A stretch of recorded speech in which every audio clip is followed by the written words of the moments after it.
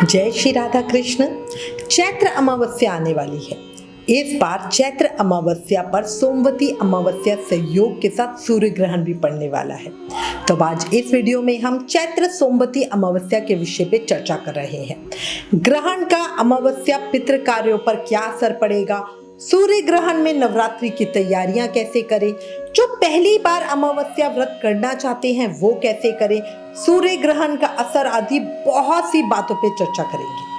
सोमवती अमावस्या पर सूर्य ग्रहण होने से उस दिन पीपल की फेरी या परिक्रमा लगेगी या नहीं आदि बहुत सारी जानकारी इस वीडियो में आपको मिलेगी, इसलिए प्लीज वीडियो लास्ट तक जरूर देखना।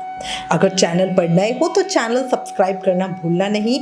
आने वाले व्रत त्योहारों का रिमाइंडर अपने फोन पर पाने के लिए व्रत लिख कर 9821025751 पर व्हाट्सएप मैसेज करें। चलिए अब चर्चा शुरू करते हैं। देखो, धार्मिक दृष्टि से अमावस्या का बहुत महत्व होता है। चैत्र महीने के कृष्ण पक्ष की आखिरी दिन अमावस्या होती है। इस दिन स्नान, दान और पितृदोष से मुक्ति के लिए बहुत सारे धार्मिक कर्म और उपाय वगैरह किए जाते हैं। गरुड़ पुराण के अनुसार अमावस्या तिथि पर पूर्वज अपने वंशजों के यहाँ आते हैं और उनके पास भोजन ग्रहण करते हैं, जिससे पितरों की आत्मा की तृप्ति होती है। चैत्र अमावस्या पे तर्पण करना भी बहुत श्रेष्ठ माना गया है। सनातन परंपरा में अमावस्या तिथि का बहुत महत्व है। अगर ये तिथि सोमवार या शनिवार को पड़े तो इसका महत्व कई गुना अधिक बढ़ जाता है। ये दिन पितरों की पूजा और तर्पण के लिए समर्पित होता है। सोमवार को पड़ने वाली अमावस्या को सोमवती अमावस्या, मंगलवार को पड़ने वाली अमावस्या को भौमी अमावस्या और शनिवार को पड़ने वाली अमावस्या को शनिश्चरी अमावस्या कहते हैं। सोमवार को पड़ने के कारण इस अमावस्या पर शिव पूजा बहुत खास मानी जाती है। ऐसे में इस दिन भक्त को दुगना फल मिलता है। अपने जीवन में पारिवारिक खुशियां आती है, वैवाहिक संबंध अच्छे बनते हैं। ज्योतिष शास्त्र में इस दिन को लेकर बहुत सारे नियम भी बताए गए हैं, जिनका पालन हर किसी को करना चाहिए। तो चलिए अब मैं आपको बताती हूँ कि हमें क्या क्या करना चाहिए।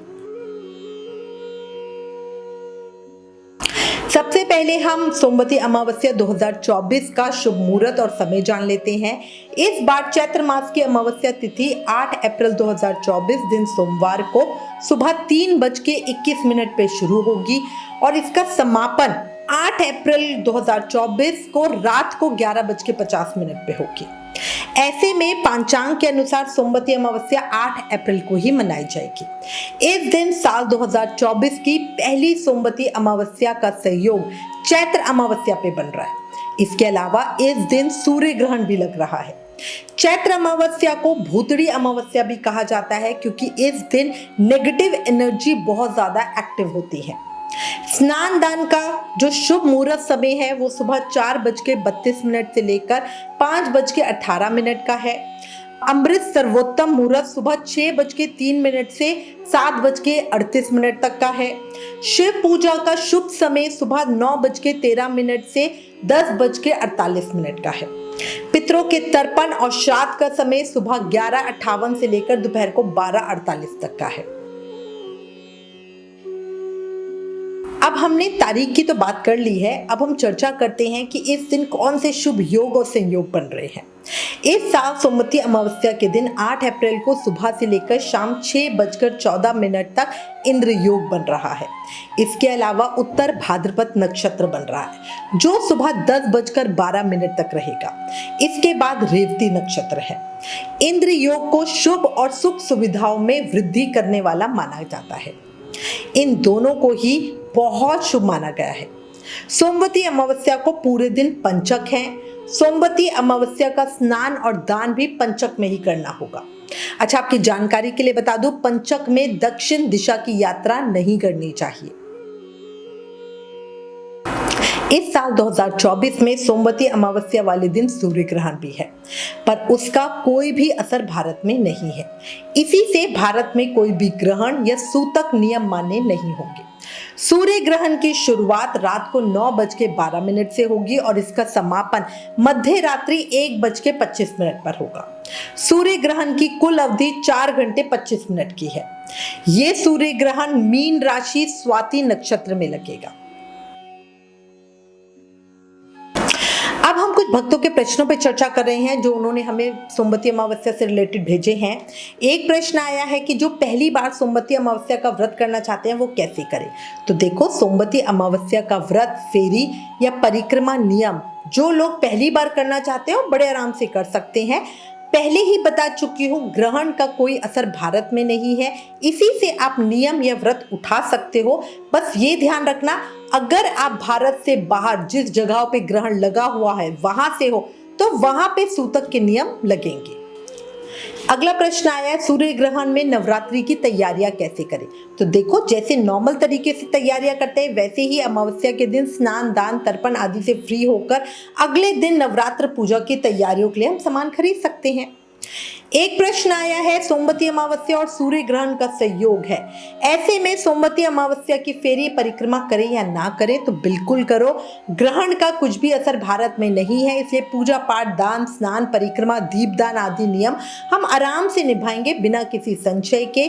ग्रहण का पितृ कार्य या देव कार्य किसी पे भी असर नहीं पड़ेगा। हम जैसा करते हैं वैसे ही लड्डू गोपाल और युगल सरकार की सेवा पूजा भी करेंगे, वैसे ही पितरों का तर्पण और श्राद्ध काम करेंगे। बस आप भारत से हो, अगर आप भारत से बाहर की कंट्री से हो तो आपको देखना है कि आपकी सिटी में ग्रहण लग रहा है या नहीं लग रहा। हमने एक अन्य वीडियो में डिटेल में बताया है किस किस जगह पे ग्रहण का असर दिखेगा। सूर्य ग्रहण का सूतक 12 घंटे पहले लगता है, तो आपको अपनी सिटी का टाइम देखना है और उससे 12 घंटे पहले सूतक के नियमों का पालन करना है। सूतक काल में ठाकुर जी की सेवा नहीं होती है, देव दर्शन नहीं होते हैं। अगला एक प्रश्न आया है कि जो भोजन हम श्राद्ध के लिए बनाएंगे उसमें कुशा या तुलसी दल डाल के रखें। तो देखो, भोग के लिए तो तुलसी दल हम डालेंगे, पर ग्रहण की वजह से कुशा या तुलसी नहीं डालेंगे। शास्त्रों के अनुसार ग्रहण का असर सिर्फ उन्हीं जगहों पे पड़ता है जहां वो दिखता है, और चैत्र अमावस्या का ग्रहण भारत में नहीं दिख रहा है। अब हम थोड़ा चर्चा कर लेते हैं कि सोमवती अमावस्या पे पूजा किस तरह करनी है। तो देखो, धार्मिक मान्यताओं के अनुसार सोमवती अमावस्या बहुत ज़्यादा इम्पॉर्टेंट दिन है। इस दिन पितरों की पूजा करने से पितृ दोष से राहत मिलती है, शिवजी जी की पूजा करने से पारिवारिक जीवन अच्छा होता है। कई लोग अपने पितरों की शांति के लिए इस शुभ दिन पर पितृ तर्पण और पितृ पूजा करते हैं। ऐसी मान्यता है कि इस दिन पितरों का तर्पण करने से उन्हें मोक्ष मिल जाता है, साथ ही उनका विशेष आशीर्वाद हमें मिलता है। अगर आप पितृ दोष की समस्या से लगातार परेशान हो तो आपको इस दिन पितरों की पूजा जरूर करनी चाहिए। सोमवती अमावस्या के दिन सुबह ब्रह्म मुहूर्त में उठना, लेट मत उठना, क्योंकि जो बड़े लोग हैं उनको सबसे ज्यादा लेट उठने वालों के साथ दिक्कत होती है। और दिन की शुरुआत देवी देवताओं के ध्यान से करना। इसके बाद पवित्र नदी या फिर घर में के पानी में ही गंगा जल डाल के स्नान करना। इस दिन गंगा स्नान करना बहुत शुभ माना गया है, तो अगर पॉसिबल हो तो गंगा जी में स्नान ही करना। फिर भगवान सूर्यदेव को जल अर्पित करना। इसके बाद भगवान शिव और माता पार्वती की पूजा करना। शिव जी का पंचामृत से अभिषेक करना। भोलेनाथ को फल, फूल, भांग, धतूरा, बेलपत्र आदि अर्पित करना। दीपक जगाना, आरती करना, शिव स्तोत्र और शिव चालीसा का सच्चे मन से पाठ करना। इसके बाद सुख, समृद्धि और शांति की कामना करना। फिर भोग लगाकर लोगों में प्रसाद बांटना। इसके बाद पीपल के पेड़ पर कच्चा दूध चढ़ाकर उसकी 7 परिक्रमा तो जरूर ही करना। परिक्रमा 7 तो कम से कम हम लगाएंगे ही, बट 108 परिक्रमा भी कर सकते हैं। दोपहर के समय पितरों के नाम से जल में तिल डालकर दक्षिण दिशा में तर्पण करें। शाम के समय पीपल के नीचे सरसों के तेल का दीप प्रज्वलित करें। ऐसा कहा जाता है कि इससे भोलेनाथ, माँ लक्ष्मी और शनिदेव तीनों प्रसन्न होते हैं। अच्छा, भारत के कुछ हिस्सों में लोग इस दिन व्रत रखते हैं। जो लोग व्रत रखेंगे वो एक समय नॉर्मल खाना खाएंगे। इस दिन दान पुण्य के लिए बहुत शुभ माना गया है। इस दिन गरीबों की मदद जरूर करें। इस तिथि पर गाय को चारा खिलाना भी बड़ा फलकारी होता है। इस दिन लोग विभिन्न तरह की धार्मिक चीजें भी करते हैं, तो अगर हो सकता है तो दान पुण्य करना, गाय को चारा खिला देना, मछलियों को खिला देना, चींटियों के लिए आटा डाल देना, जो अच्छे से अच्छा कर सकते हो वो जरूर करना। इसी के साथ मैं उम्मीद करती हूँ इस वीडियो में दी गई जानकारी आपके लिए उपयोगी होगी। इससे रिलेटेड अगर आपके पास कोई भी कमेंट्स या सजेशन है तो प्लीज हमें लिखिए। ज्ञान बांटने से बढ़ता है, इसलिए इस वीडियो को ज्यादा से ज्यादा शेयर करें। Please like, share and subscribe. Thank you. जय श्री राधा कृष्ण।